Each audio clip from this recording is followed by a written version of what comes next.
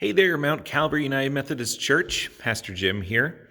And I wanted to share with you a little bit more detail of what we're thinking when it comes to returning to worship. I had shared this with your ad council, and the majority of folks on ad council thought it was a good start.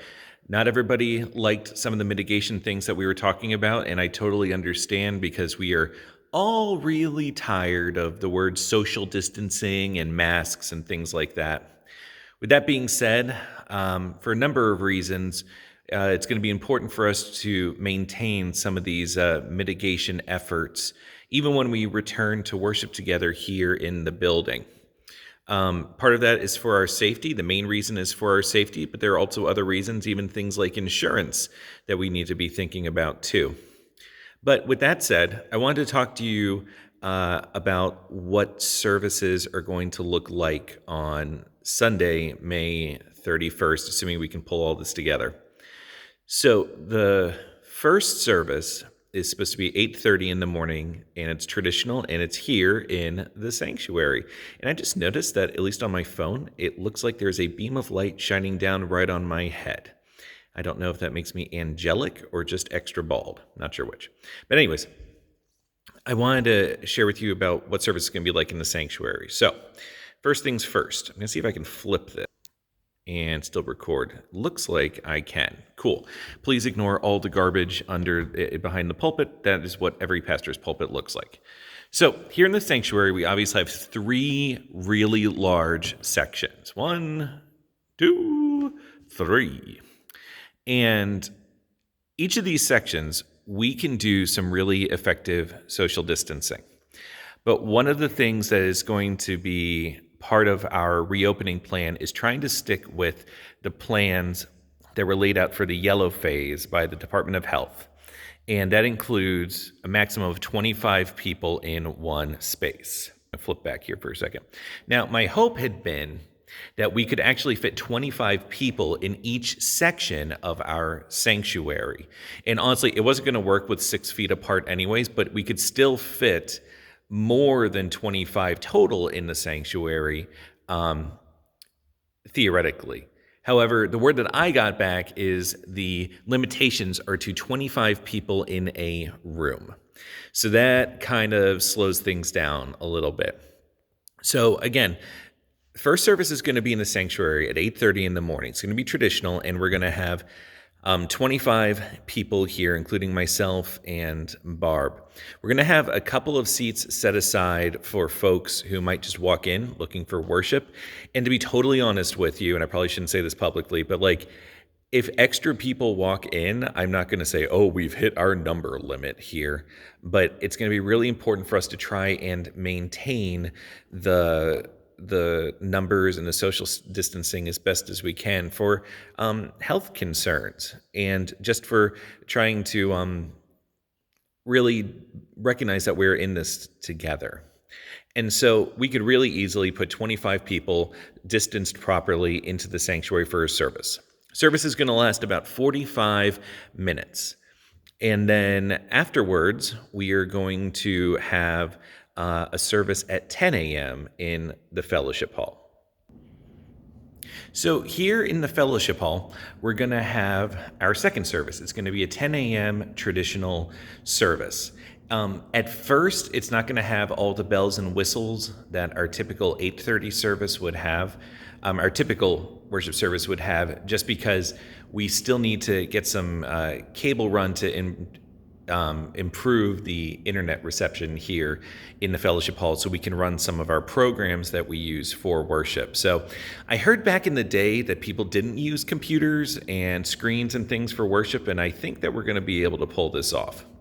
But basically, here in the fellowship hall, we're going to take out the tables, and we're going to have specific areas set up for or sets of chairs set up for you when you come into worship. We're going to ask you to come in through the kitchen doors, or the doors by the kitchen, I should say, for this service, just because we're going to try our best to minimize touch points. So the first service, you'll come in through the main doors. Second service, you'll come in through the kitchen doors. And that way, we're just worrying about less things to clean, less chance of spreading germs and all that kind of stuff. The really frustrating thing is the CDC just came out a couple of days ago and said that now they don't think the virus is spread very effectively on surfaces. And we've been living in this world for 2 months where it's like, you can't touch anything or else you're going to die. Obviously, that's a very, very significant exaggeration on my part. But at the same time, at least for the moment, we're still going to try and be careful about what we're touching, what we're not touching, and all those sorts of things. And just want to make sure that we're taking care of each other the best that we can, because that's part of what being a Christian is making sure that we're taking care of each other and loving each other in Jesus. And this is a bit of an inconvenience, but it's an inconvenience that will go away at some point, which is the blessing of it all. So 10 a.m., we'll be here for worship. Worship will be about 45 minutes as well. Once this service is over, we're going to have folks, not necessarily from this service, but we're going to have folks go into the sanctuary to do some clean down. The reason for that is, the way it's been explained to me is you need to give it about an hour, even maybe 90 minutes, for the air to settle in a space before you wipe down. Otherwise, you're going to wipe down and then everything's going to settle on top of what you wiped. So with that concern, we can't just wipe down the sanctuary right away, but we'll have time in between the second and the third services to wipe down the sanctuary if the sanctuary is needed. And I'm going to explain that in just a second here. But this is the second service, traditional service here in the fellowship hall. It's going to be the same exact service as the early service. So just wanted to make that clear too. But now let's talk about the third service. So our third service is going to be taking place outside, and right now I am here underneath our pavilion at Mt Calvary. The service could be held here, probably will be held here, but we could also do it in other places. I would love to possibly do the service on the hill by where the cross of flowers is usually at. That way people who are driving by can actually see us worshiping. However, either way, we're going to look for a place outdoors that we can effectively have worship. It's going to be our Jubilee service outside, and we've talked about mitigation a little bit, but there's one word that I haven't used, I don't think I've used yet, and it's the real word that none of us want to talk about probably, and that's masks. We are going to ask everyone who is over 10 years of age to mask. Obviously, if you have a health concern, that's a different situation. I'm going to try to mask for each service. We'll find out how that goes, since I'm the one who does the most talking and breathing during services. But one of the things that we're going to do that some churches aren't doing is we're going to sing. And singing is something that actually pushes the respiratory droplets further than just normal talking and having conversation. So that's why masks are going to be important in that situation as well. My hope is to space everybody out for the indoor services so that if you need to kind of give yourself a little bit of a break, that you can do it without having to worry about others. But outside, while we still should have masks, obviously we're in a much different situation. We can spread out easier, and there's a little bit less of a concern there. This is also going to be the one service where we're not going to be hardcore about the 25-person limit. And I already said earlier we'll be flexible with that inside a little bit. But out here, the great thing is, this is the church, and then out here we have all of this grass.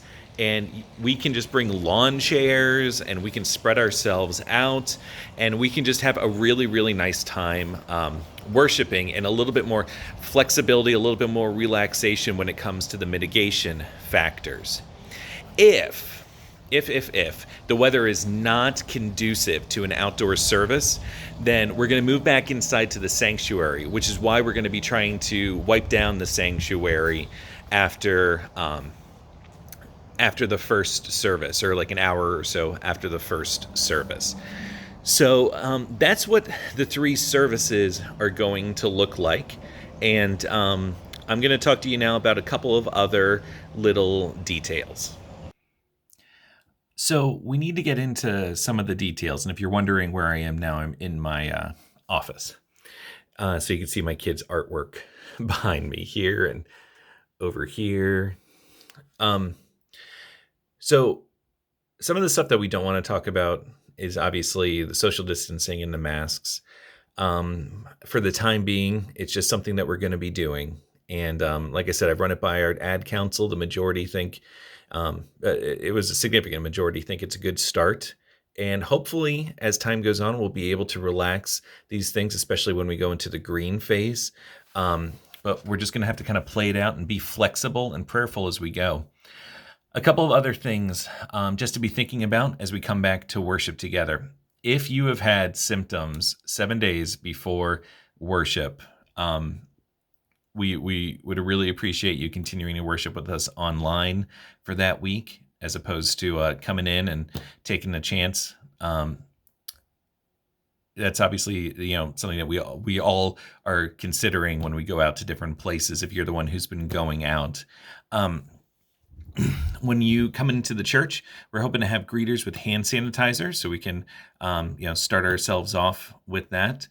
One of the weird things is I'm going to be sending out a survey later with asking which services you'd be willing to attend, and I'm going to use that to then build a seating chart for the church. And so that way we are all sitting in the same places week after week. So for a couple reasons. Number one, so that way we can properly distance ourselves. But number two, so Lord forbid one of us would come down with COVID, we can do, I can't remember what it's called all of a sudden, but we can track who was around those individuals and who would be most susceptible to possibly coming down with the disease.